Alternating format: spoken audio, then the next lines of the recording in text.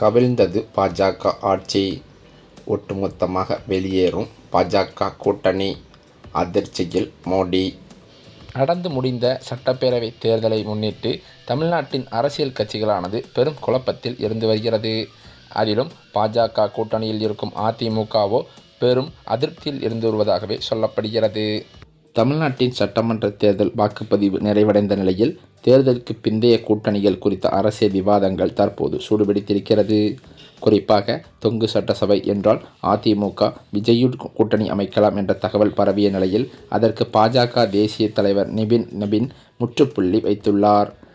அதாவது சமீபத்திய ஒரு பேட்டியில் அவர் பேசும்போது விஜயுடன் கூட்டணி அமைக்கும் தேவையே இருக்காது என்றும், நாங்கள் ஏற்கனவே வலுவான கூட்டணியில் இருக்கிறோம், தமிழகத்தில் தேசிய ஜனநாயக கூட்டணி தனியாகவே பெரும்பான்மை பெற்று ஆட்சி அமைக்கும் என்று அவர் உறுதியாக கூறியது தற்போது மக்களிடையே ஒரு சலிப்பை ஏற்படுத்தியிருக்கிறது.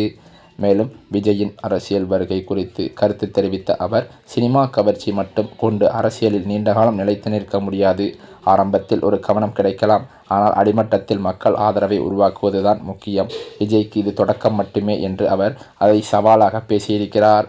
அது மட்டுமில்லாமல் பாஜகவானது தமிழ்நாட்டில் அதிமுகவை நம்பியே இந்த களத்தை காண்டிருக்கிறது என்றுதான் கூற வேண்டும். அந்த சமயம் பார்த்தால் அதிமுகவிலிருந்து பல்வேறு முக்கிய புள்ளிகள் திமுகவிற்கு படையெடுத்திருப்பது தற்போது அதிமுகவிற்கு பேரிழப்பாகத்தான் பார்க்கப்படுகிறது. அதே சமயம் இந்த தேர்தலில் தமிழக வெற்றிக் கழகத்தின் வருகையால் அதிமுகவின் ஓட்டானது பல்வேறு விதமாக இரு சமமாக பிரிந்திருக்கக்கூட வாய்ப்பிருக்கிறது என்றும் தகவல்கள், கருத்து கணிப்பு முடிவுகள் தெரிவிக்கின்றன. இதன் காரணத்தினால் அதிமுக படுதோல்வியை சந்திக்கும் என்றும் பல்வேறு அரசியல் விமர்சகர்கள் கூறி வருகின்றனர். அதே சமயம் எடப்பாடி பழனிசாமிக்கு கண்ணீரஞ்சலி போஸ்டர்களும் ஒட்டி வருவதாக அதிர்ச்சி தகவல்கள் பரவி வருகிறது. சட்டமன்ற தேர்தலுக்கான வாக்குப்பதிவானது நேற்றைய முன்தினம் நடந்து முடிந்துள்ள நிலையில் ரிசல்ட்டுக்காக வரும் ஏப்ரல் 4ஆம் தேதி வரை நாம் காத்திருக்க வேண்டியிருக்கிறது. இதற்கிடையில் பார்த்தால் 10 நாட்கள் மீதமிருப்பதால் பலரும் தங்களுக்கு தெரிந்த அரசியல் கணக்கின்படி எந்த கட்சி ஜெயிக்கும் என பல கருத்துக்களை தெரிவித்து வருகின்றனர். இந்த சூழ்நிலையிலோ தேர்தல் நடந்து முடிந்துள்ள நிலையில் எஸ்பி வேலுமணிக்கு எதிரான வழக்கில் வருமான வரித்துறை பதிலளிக்க சென்னை ஐகோர்ட் உத்தரவிட்டிருக்கிறதாம். கோவை தொண்டாமுத்தூரை சேர்ந்த விக்னேஸ்வரன் என்பவர் எஸ்பி வேலுமணி தனது வேட்பு மனுவில் சொத்துக்களை மறைத்துள்ளாரா என விசாரணை நடத்த கோரி வழக்கு தொடர்ந்திருக்கிறாராம். இது சம்பந்தமாக அவர் தாக்கல் செய்த மனுவில் அதிக சார்பில் தொண்டாமுத்தூரில் போட்டியிடும் எஸ்பி வேலுமணி கடந்த சட்டப்பேரவை தேர்தலில் தாக்கல் செய்த சொத்து விவரங்களை தற்போது தாக்கல் செய்துள்ள வேட்புமனுவுடன் ஒப்பிடும்போது அதிக அளவில் உள்ளது. அவர் சொத்து விவரங்களுக்கான ஆதாரங்களை தாக்கல் செய்யவில்லை, எனவே வேலுமணி சொத்துக்களை மறைத்துள்ளாரா என வருமான வரித்துறை விசாரணை நடத்த உத்தரவிட வேண்டுமென தெரிவிக்கப்பட்டிருக்கிறதாம். இந்த சூழ்நிலையிலோ இந்த வழக்கினை தலைமை நீதிபதி எஸ்.ஏ. தர்மாதிகாரி, நீதிபதி ஜி. அருள்முருகன் ஆகியோர் விசாரித்திருக்கின்றனர். அது மட்டுமல்லாமல் தனது தொகுதிக்கு உட்பட்ட சுகுணாபுரம் அரசு பள்ளியில் குடும்பத்தினருடன் வந்து வாக்கு செலுத்தினார் தொண்டாமுத்தூர் தொகுதி அதிமுக வேட்பாளரும் முன்னாள் அமைச்சருமான எஸ்பி வேலுமணி. தொடர்ந்து செய்தியாளர்களிடம் பேசிய அவர் கூட கோவையில் உள்ள 10 தொகுதிகளை அதிமுக கூட்டணி கைப்பற்றும் என்றும் அவர் தெரிவித்திருக்கிறார். கூடுதலாக பார்த்தால் அவிநாசி தொகுதியிலும் வெற்றி பெறுவோம் எனவும் அவர் பேசியிருப்பது பெரும் வரவேற்பை பெற்றுள்ளதாகவே சொல்லப்படுகிறது. அது மட்டுமில்லாமல் மேலும் அதிமுக கூட்டணி 210 இடங்களில் வெற்றி பெற்று எடப்பாடி பழனிசாமி தலைமையில் ஆட்சி அமைக்கும் எனவும் அவர் நம்பிக்கையோடு கூறியது பெரும் சலசலப்பை ஏற்படுத்தியது. முன்னதாக கரூர் எம்எல்ஏவான செந்தில் பாலாஜி கோவைக்கு வருகை தந்தது அதிமுகவுக்கு சவாலாக மாறியது கூட இருக்கலாம் என்றும், கடந்த முறை கோவையில் உள்ள 10 தொகுதிகளை அதிமுக கைப்பற்றியிருந்த நிலையில் இந்த முறையோ திமுக அங்கு அனைத்து இடங்களிலும் வெற்றி பெறும் என்றும் அவர் தெரிவித்திருக்கிறார். மேலும் அது மட்டுமில்லாமல் அது தற்போது நட்சத்திர தொகுதியாகவும் மாற்றியிருக்கிறது. ஏனென்றால் அந்த தொகுதியில்தான் விஜயே போட்டியிடுகிறார். பெரம்பூர் தொகுதியில் மொத்தம் 2.26 லட்சம் வாக்காளர்கள் இருந்து வருகின்றனர். இது சென்னை மாவட்டத்தில் உள்ள தொகுதிகளில் அதிக வாக்காளர்களை கொண்ட தொகுதியாகவே பார்க்கப்படுகிறது.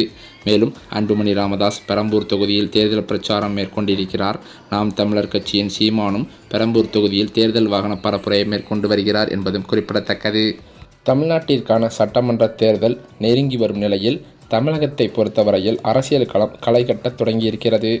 அரசியல் கட்சி தலைவர்கள் தீவிர தேர்தல் பிரச்சாரத்திலும் ஈடுபட்டு வருகின்றனர். தேர்தல் களமானது சூடுபிடித்துள்ள நிலையில் பல்வேறு கருத்து கணிப்பு முடிவுகளும் தற்போது வெளியாகி வருகிறது. அதன்படி இதுவரை வெளியான பல்வேறு கருத்து கணிப்பு முடிவுகளில் திமுக மீண்டும் மகத்தான வெற்றி பெற்று ஆட்சியை அமைக்கும் என்று கணிக்கப்பட்டிருக்கிறதாம். திமுக கூட்டணி பல்வேறு இடங்களில் வெற்றி பெறுவது மிகவும் உறுதி செய்யப்பட்டுள்ளதாக கட்சி வட்டாரங்களும் தெரிவிக்கின்றன. மேலும் அது மட்டுமில்லாமல் தமிழ்நாட்டின் அரசியல் களத்தில் புதிதாக தோன்றியுள்ள விஜய் தொடங்கிய தமிழக வெற்றி கழகமானது பெருவாரியான வாக்குகளை மற்ற கட்சியினரிலிருந்து மிகவும் பிரிக்கவும் அதிக வாய்ப்புகள் இருப்பதாகவும் சொல்லப்பட்டு வருகிறது. அதே சமயம் மதுரையில் முக்குளத்தூர் சமூகத்திற்கு பின் அதிகளவில் வசித்து வரும் சௌராஷ்டிரா மக்களின் ஆதரவு இந்த முறையானது விஜய் பக்கம் திரும்புவதாகவும் பார்க்கப்படுகிறது. ஏனென்றால் லோக்சபா தேர்தலின் போது சௌராஷ்டிரா மக்களின் ஆதரவு பாஜக பக்கம் சென்ற நிலையில் இந்த முறையோ அந்த வாக்குகளை விஜய் அதிக அளவில் பிரிப்பதாக தெரிய வந்துள்ளது. அண்மையில் மதுரையில் சௌராஷ்டிரா மக்களின் எழுச்சி மாநாடு நடைபெற்றது. இதில் அமைச்சர் மூர்த்தி, அதிமுக முன்னாள் அமைச்சர் RP உதயகுமார், நாதக தலைவர் சீமான், பாஜக நிர்வாகிகள் உள்ளிட்ட பலரும் பங்கேற்று வந்தனர். அப்போது சௌராஷ்டிரா மக்கள் தரப்பில் தங்கள் தரப்புக்கு முக்கியத்துவம் அளிக்கும் கட்சிகளுக்கு ஆதரவு அளிப்போம் என்றும் தீர்மானம் போட்டனர். இதன் காரணமாகவே காசி தமிழ் சங்கத்திற்கு மதுரையிலிருந்து அதிக அளவிலான சௌராஷ்டிரா மக்களை பாஜக அனுப்பி வைத்தது. அதேபோல இவர்களுடன் அதிமுக நிர்வாகிகளின் ஆதரவு கிடைத்தால் நாம் வெற்றி பெறலாம் என்று ராமசீனிவாசன் கணித்து தேர்தலில் களமிறங்கியிருக்கிறார். ஆனால் மதுரை தெற்கு தொகுதியில் ராமசீனிவாசனுக்கு தவேக மற்றும் நாம் தமிழர் ஆகிய இரு கட்சிகளும் மிகப்பெரிய பிரச்சனையை உருவாக்கியிருக்கிறதாம். ஏனென்றால் தவேக சார்பாக போட்டியிடும் வேட்பாளர் கோபிசன் சௌராஷ்டிரா சமூகத்தைச் சேர்ந்தவராம். இவருக்கு சௌராஷ்டிரா சமூக மக்களின் ஆதரவு கணிசமாகவே இருக்கும் என்றும் பார்க்கப்படுகிறது. ஆனால் ராமசீனிவாசன் தெலுங்கு ரெட்டியார் சமூகத்தை சேர்ந்தவர் என்பதால் அவருக்கு தேர்தலில் வாக்கு விகிதத்தை குறைப்பதற்கு அதிக வாய்ப்புகள் இருப்பதாகவும் சொல்லப்படுகிறது. அதே சமயம் விஜய்க்கு தவேக நிர்வாகிகள் மத்தியிலேயே பெரும் அதிருப்தி நிலவி வருவதாகவும் சொல்லப்படுகிறது.